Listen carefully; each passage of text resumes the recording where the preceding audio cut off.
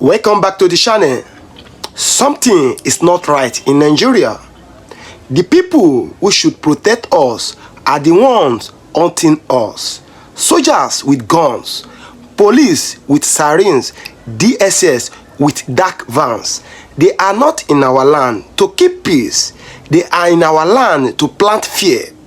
From Ebonyi to Enugu, from Imo to Aba, the story is the same. House burned, youth arrested, mothers crying, and nobody to speak for them. This is not by accident. It is planned. It is a strategy. And Mazi Nnamdi Kanu warned us before they took him. Police and the army.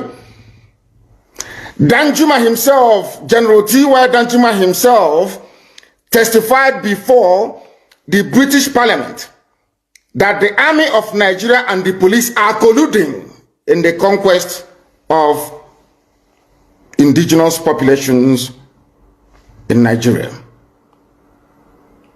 And we are no exception to that very horrible and sinister conspiracy. The police we have in our land are terrorists in uniform. The army we have in Biafra land are basically terrorists. They are there to aid and to support Fulani with advancement to the Atlantic Ocean. And we are there to stop them, and we are stopping them and will continue to stop them. A few days ago, as I said, we embedded our men and women of the Northern Command of Eastern Security Network.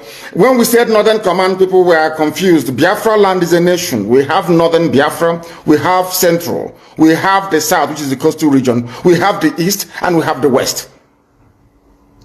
When I talk about the Northern Command, I'm talking about the northern part of Biafra land, which incidentally starts from Benue State. So we are right to be there. If you don't want us to be in Benue State, quietly go back to Abuja and appeal to them. Tell them to release Igbo people in Benue and carve them back into Ebonyi State, where they should belong, or Enugu State, as the case may be. Therefore, anybody, one thing about Nigeria is that they tend to defend the aggressor. It is in the DNA in Nigeria to always support evil. That is why this very newspaper publication, I don't have a means of putting it here on Instagram where I am broadcasting live, where you can see my face and my facial expression, but it will be on my Facebook page. If you go there, you will see it. This publication was made on January 23 of 2021, this very year. It is a front page news by Vanguard. I want you to understand how an average Nigerian thinks, how they reason, why I think that Nigeria itself is a curse upon humanity. There on the front page, you will see, we will kill all policemen and take over Edo State. Fulani Janjaweed, those they claim are foreigners. These people they told us are foreigners. They come from Mali, from Senegal, from Gambia, from heaven knows where, from Niger, from Chad, from Northern Cameroons. But they are in Nigeria, killing people.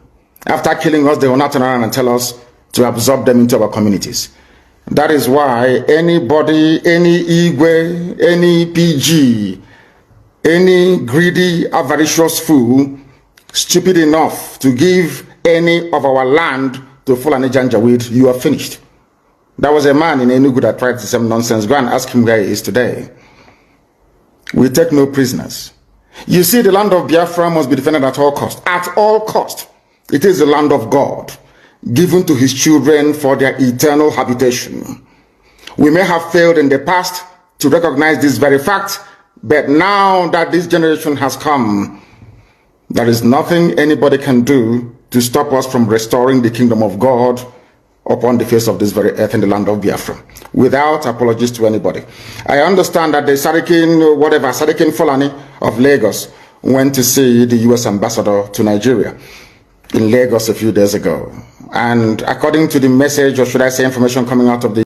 In this video, we are going to break down the facts, the hidden truths, and the real reason why soldiers and police are everywhere in Igbo land, but nowhere when Fulani herdsmen attack. Please stay with us till the end, because in segment 10 we will explain how all of this connects to why Nnamdi Kanu was kidnapped from Kenya and why they are afraid to release him. Don't forget to like, comment and share this video. If you believe the world must hear what is happening, type in the comment hashtag free Nnamdi Kanu now. Military occupation or hiding war. In normal countries, the army is called only during war or crisis. But in the southeast, soldiers are always on the street, even when there is peace. Why? Since 2017, Nigerian military operations like Python Dance, Crocodile Smile, and Go Down have all been carried out in the east. They say it is to stop insecurity, but in reality, it brings more violence. In Olu, military jets flew over homes in Ebonyi, Isiagu community. Just this week, 5 houses were set on fire and villagers ran into the forest. Why is this happening? Is the East a war zone? No, but the government treats it like one, and every time it is Igbo civilians who suffer, women, children and the elderly.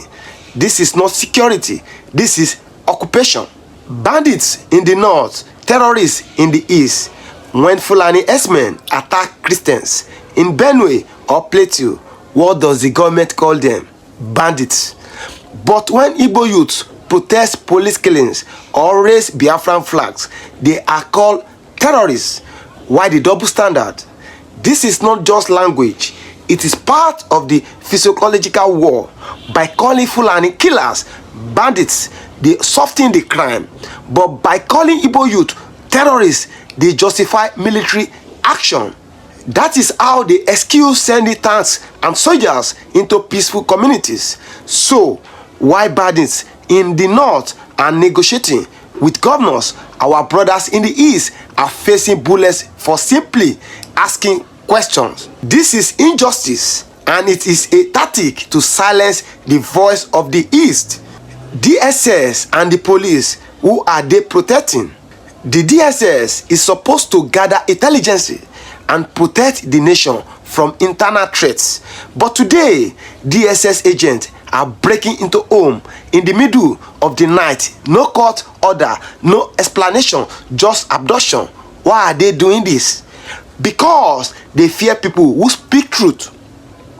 Anyone who speaks about Biafra is seen as an enemy of the state, not because they carry guns, but because they carry facts. Police stations in Igbo land have also become place of fear. They stop buses, search phones, and if they see Biafra in your chat, you may be arrested. Are they protecting the people or protecting the system? Their uniform is now a symbol of fear, not safety. The bush is now a home. In Isiagu, Ebonyi State, the people now sleep in the bush. This is not a fairy tale. It is happening right now. After heavy shooting by Nigerian soldier on July 31st, and again this week, people flee their homes with nothing, no clothes, no food, just life. At least 5 houses were burned. And when you ask the army why, they say they are chasing IPOB. How does burning down home stop insecurity? These people are not armed. They are farmers, mothers, children. This is how they force people to abandon their land. It's slow, quiet displacement. It is war without announcement. And sadly, the world is silent. S-men with guns, but Igbo youth are the threat. This is the big question. Why is it that Fulani S-men carry AK-47s, enter farmland, kill villagers, and nobody arrests them? But Igbo youth who carry Biafra flags are declared wanted. In Enugu, Aba, people have lost farms to S-men. If you fight back, the army comes not to protect you, but to arrest you. This is not confusion. It is a pattern. The government is protecting the S-men, and attacking the victims, and they are using uniform officers to do it. This is why people say this is not security, this is a Fulani expansion plan targeting IPOB strongholds. Everywhere IPOB is strong. You see soldiers, when IPOB was strong in Olu, soldiers invaded. When they had peaceful meetings in Afaroku, the military enter. When they speak boldly in Aba, the police raid. But IPOB does not carry arms. They speak, they protest, they ask for referendum. So why fear them? Because the Nigerian government fears ideas more than bullets. IPOB represents self-determination that scared the system. So they send soldiers to kill the idea by killing the people. Why they fear Igbo unity? Let's be honest, the biggest fear of Nigeria's ruler is not guns. It is a united Igbo people. The Igbo man is bold, intelligent, creative. He does not bow easily. That is why the plan is to divide him, isolate him, and terrorize his land. They think if they use soldiers, the people will run. If they jail Kanu, the movement will die. If they kill a few, the rest will keep quiet. But they are wrong. From the markets of Onitsha to the hills of the Nsukka, the Igbo spirit is alive, and that spirit is why this terror in uniform continues. Silence of Igbo politicians. Where are the governors? Where are the senators? Why are they silent? Every time the army burns a village, every time the police abduct a youth, our so-called leaders say nothing. They sit in Abuja, they dance for position, they collect contracts, but when their people are dying, they look away. That silence is betrayal. If they can't speak for the people, they should resign, because right now they are not leaders, they are accomplices. The world is watching but saying nothing. Amnesty International knows what is happening. Human rights groups have reported army killings, police torture, and DSS abuse, but the world call it Nigeria internal issue. Why? Because they don't see unity among us. If we don't speak loudly, they will ignore us. That is why this video matters. That is why sharing this video matters. Every comment, every share, every repost send a message that Biafrans are not blind. Why Nnamdi Kanu is still in DSS custody. Now, the final piece, Nnamdi Kanu is not in DSS custody because he broke a law. He is there because he broke the silence. He said the truth, that Nigeria is a failed state, that the Fulani agenda is real, that the army is used as a tool to silence the East. They kidnap him from Kenya because they fear what he would say next. And that fear still holds him in solitary confinement. If they release him, the truth will explode. That is why they are delaying. That is why keep changing court dates. But the more they delay, the more people wake up. Let the world hear our voice. The people of Biafra are not criminals. We are not terrorists. We are people under occupation. We demand freedom, justice, and peace. Like this video, share it to all your groups. Type hashtag free Nnamdi Kanu now in the comments to support his freedom. And please note, this video is for educational and informational purpose only. We do not promote hate, violence, or discrimination. We are simply exposing government actions and demanding justice for our people. Stay safe, stay strong, stay awake.